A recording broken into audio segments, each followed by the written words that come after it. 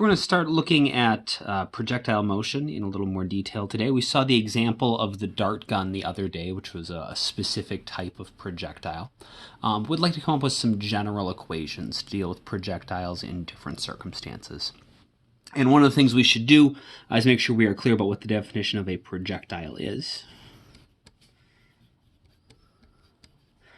So in physics, when we say projectile, we're talking about specifically an object that is traveling through space, affected only by the force of gravity. So a baseball that gets thrown through the air is a projectile, but like a rocket that is powered and has an engine constantly applying a thrust to it would not be a projectile. So projectile is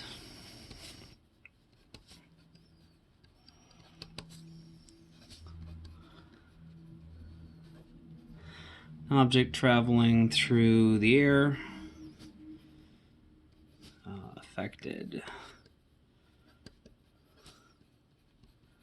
only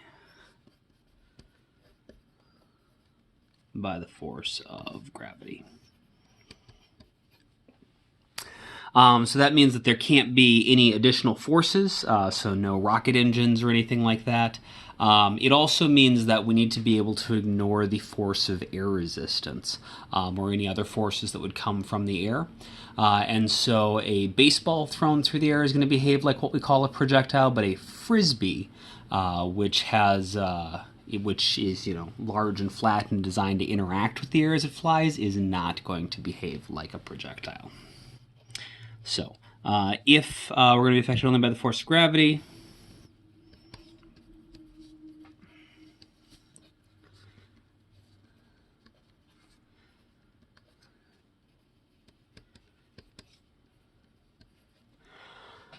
and so of course anything on, near the surface of the Earth that we're actually throwing, like literally through the air, we are approximating with our projectile motion equations.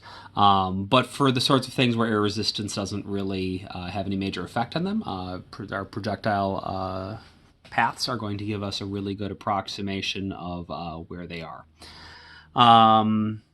And of course, if you were to evacuate the air and just be throwing it through space, if you threw an object through a vacuum or something, then these equations would work even better.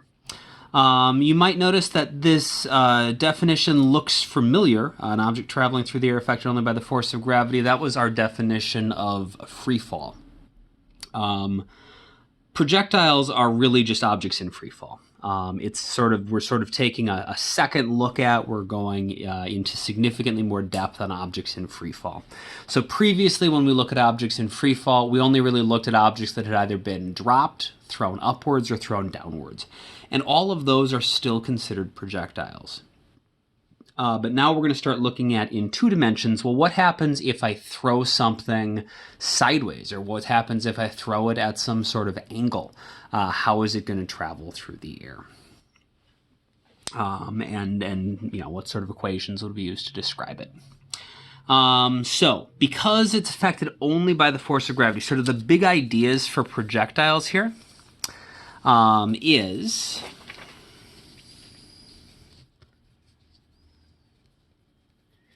because gravity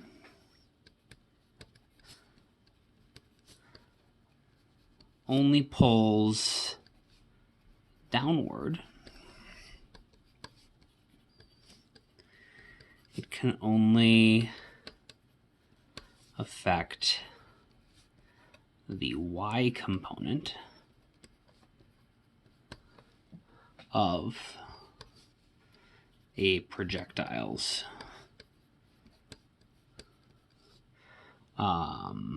motion. I guess I should say the y components. Velocity, displacement,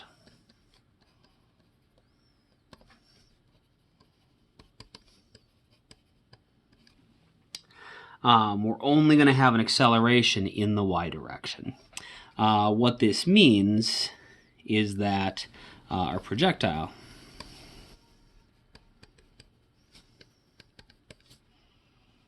will always have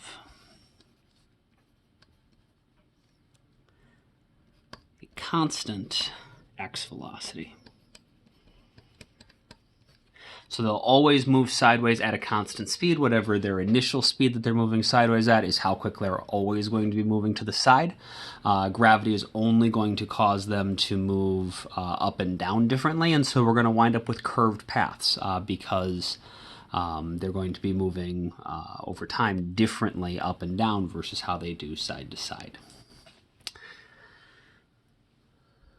All right, so let's take a look at our horizontal projectile motion, which is going to be sort of our first example here.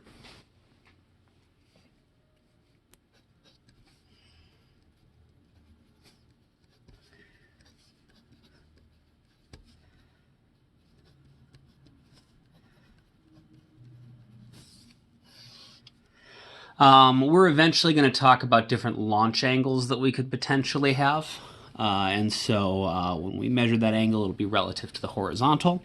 And so a horizontal projectile is one where our launch angle is 0 degrees. And we saw an example of this with the dart gun. We'll think of, we also saw the video with the simultaneous fall. So the two objects, one that was dropped and one that rolled off of a horizontal platform. And so we'll use those to sort of think about what we know must be going on. So imagine we've got, this is our little apparatus that we saw in the video last time, where the ball was rolled forward and allowed to sort of, take this curved path to the ground, while simultaneously a second object was dropped. So what we saw is that if we had some initial velocity to the side, which we'll just call v0 because it's our initial velocity, that would cause our object to move in this curved path that looked like this, and it turns out the type of curve that it follows is a parabola. So sketch that in. And over time, so as the object falls, so look at this at a couple points. If we look at it at the exact same point in time compared to a dropped object, we saw that if we dropped an object from here, it would wind up, however much time it took the object to get to here, the dropped object would be exactly lined up with it. So we dropped it, and as the dropped object continued to fall towards the ground, when it finally got to the ground, would be the exact same amount of time it took this to get to the ground. And so they're always going to be horizontally lined up with each other. We can make some sense out of that because our initial velocity, in this case because it's horizontal, we can think of as our x velocity. Well, not think of it, it is our x velocity. The object can at any given time be described as having an x velocity, an x component to its velocity and a y component to its velocity. And at this point, this just is the x component. And we said earlier that the horizontal velocity is always constant because gravity is only pulling downwards. So that means that however quickly this thing was moving to the side in the x direction, at all times, we would have the exact same x velocity. So that's constant.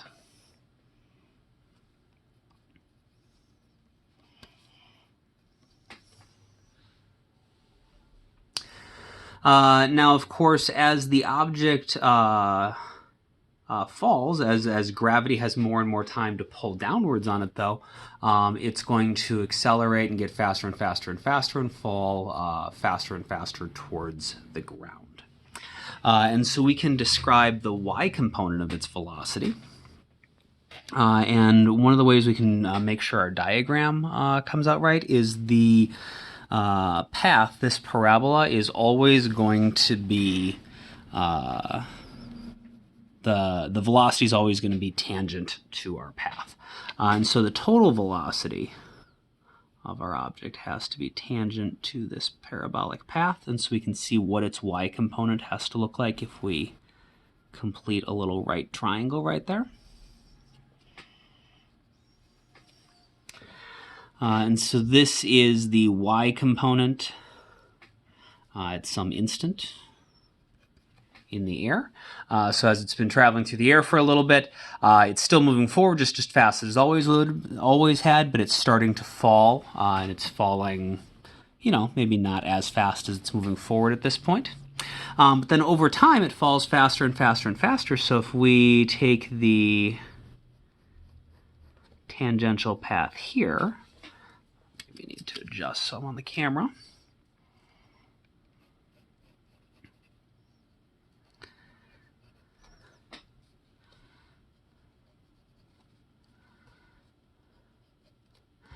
We can see now that our total velocity is, so initially our total velocity was to the right, then our velocity was to the right and down a little bit. Now it's mostly down, and only, now it's, you know, more at a bigger angle downwards. And the x velocity has stayed the same, but the y velocity has been increasing because it's getting faster and faster and faster. And this exactly matches what a dropped object would be doing. We saw that the dropped object fell downwards at the same speed that this was falling downwards, and so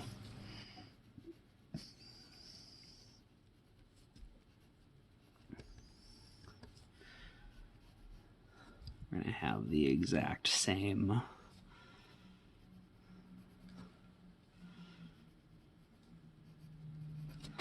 so this arrow is the same length as this arrow. So this is showing that the dropped object, you know, initially is not falling downwards, and then it falls down faster and faster and faster, and that's exactly what happens to our horizontal projectile while it maintains this constant velocity. And so this means that our initial y velocity is 0. That's the reason this works. So a dropped object initially, you know, would be moving from rest. Our projectile, although it does have an initial velocity, its initial velocity is only to the side. Its y velocity is 0. I said Vx is constant here, which is true. I think it would be better to maybe, well, I don't want to say up there because it makes it look like V naught is constant. Okay, yeah, no, it's good. So let's see. So we've got our dropped object, we've got our projectile. We can talk about the total velocity at any instant, of course, right? So the total velocity at any point is going to be at some, you know, certain angle. And the magnitude of the total instantaneous velocity is just going to be based on our components. So Vx squared plus Vy squared is going to give us our total instantaneous velocity squared. And that applies here as well. Our initial instant is 0, so, you know, Vx squared plus 0 squared is going to be the initial velocity squared. And the same thing at the end here. Is there anything else we want to put on this diagram? We should maybe make a little note here. This is a parabola.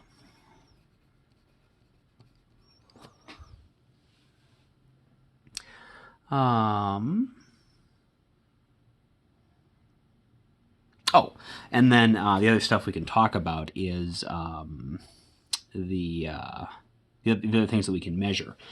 So we could measure, you know, like, if we're going to talk about over the entire path, this obviously moves downward. We could measure that. And so this is going to be delta y. Remember, delta y is going to be negative because the object has moved from the top down to the bottom.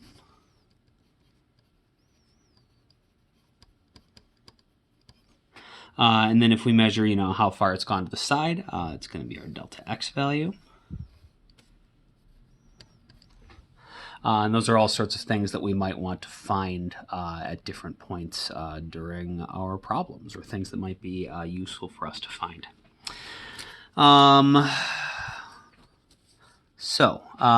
Here, let's just write down how we know this has to work. So our instantaneous velocity, you're always going to find your x and your y components separately, independently first. But once you find them, the total velocity can be found by combining your components. So as long as we have this little diagram right here, this diagram right here, so we got, some total velocity here. We can write how that works. So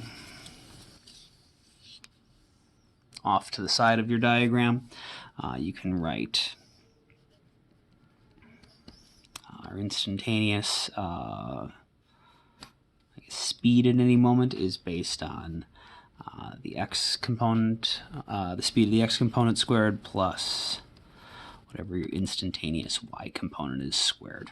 And if we take the square root of that, we'll have our total instantaneous speed. And of course, you can also use your components to find the angle and figure out the direction to get your instantaneous velocity. All right, so for equations, we're going to start with the x direction.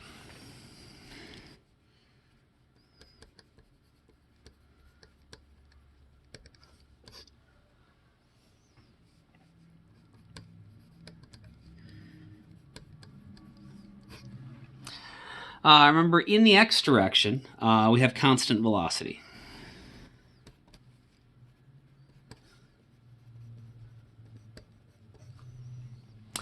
And so this is really easy. We just use our constant velocity equation. So normally our constant velocity equation would be just velocity is equal to the displacement divided by the time.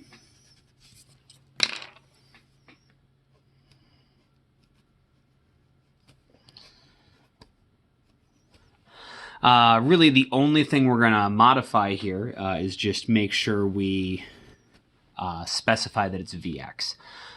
Because we are going to be dealing with the x and y components a lot in projectiles, we need to make sure that we are careful to always note what's going on. And of course, you can rearrange this. There's two other versions of this, one solved for displacement, one solved for time. So just like, for example, if you wanted to find the displacement in the x direction, it would be the x component of the velocity times the time would give you the displacement, right? So I'm going to put a box around that.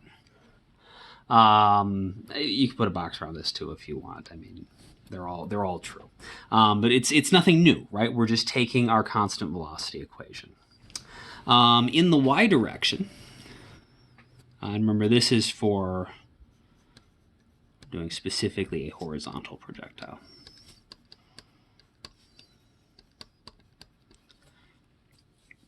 So in the y direction,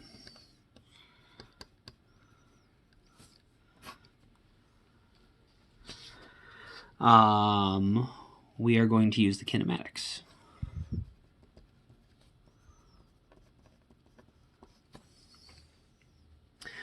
So, but it's easier than the kinematics were before, because instead of having 5 variables that we could potentially have to figure out what they are and plug everything in, we know certain things are always true. We know for our kinematic equations, we know that we're going to do the kinematics, but we're going to do them with these parameters. Our initial y velocity, because we're working in the y direction, so our initial y velocity is going to be 0. Because if we have a horizontal projectile, remember it's initially only moving sideways. Initially, it's only moving in the x direction, so its initial y velocity is 0. We also know that since we're working in the y direction, the acceleration in the y direction is going to be negative g, because gravity is the thing that is affecting why the object moves the way it does. And so really we've only got three things that can vary over time. We can have different y displacements, different amounts that it has fallen depending on how much time we're looking at. We can have different final speeds or velocities in the y direction because, at different points in time it's going to be falling faster and faster and faster. And of course, depending on where we are in the path, we could have different amounts of time that have passed. And so only those three things are ever going to change. The other two are always going to be constant. And so we are going to go through our kinematic equations, and we can rewrite them in our y direction. So let me, I'm going to write the kinematic equations off to the side. You don't need to write these down again because they're already in your notes, and you can find them if you need them. But this will just help you understand, how we're getting to these equations. So one of our first kinematic equations that we use a lot is, we know that, so normally we would write it as displacement is equal to 1/2 at squared plus the initial velocity times the time. So the displacement is 1/2 the acceleration times the time squared plus the initial velocity times the time. And so this is true as long as we have a constant acceleration, which we do. Our acceleration is negative g. And so we should be able to use this in the y direction. So this kinematic equation becomes, so we've got our displacement. We're only talking about the y direction, so that's going to be delta y. 1/2 the acceleration. We know our acceleration is negative g.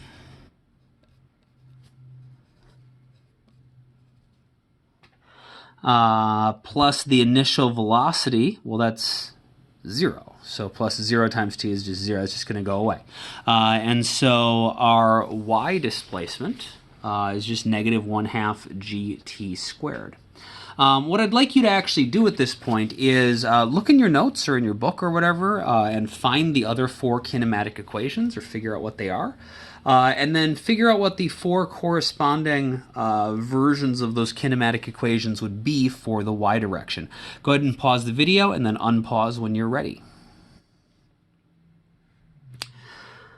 All right, so our other kinematic equations, you might have done these in a different order, and that's fine. If you haven't done this yet, pause the video and actually figure them out on your own, because this is the problem-solving skill that we need to be able to have. So let's see, we had final velocity is equal to initial velocity plus acceleration times time. And so that means that our final y velocity is going to be equal, our initial y velocity is 0, so that goes away. Acceleration is negative g times t. We had displacement is equal to initial velocity plus final velocity over 2 times the time. So that's going to be delta y is, initial velocity is 0. So it's just going to be the y velocity over 2 times the time. We've got final velocity squared is initial velocity squared plus 2 times the acceleration times the displacement. So that's going to become the final y velocity squared is equal to the initial velocity 0 squared plus 2 times the acceleration. But acceleration is negative g, so that's going to be minus 2g times the displacement, which remember is going to be delta y because we're in the y direction.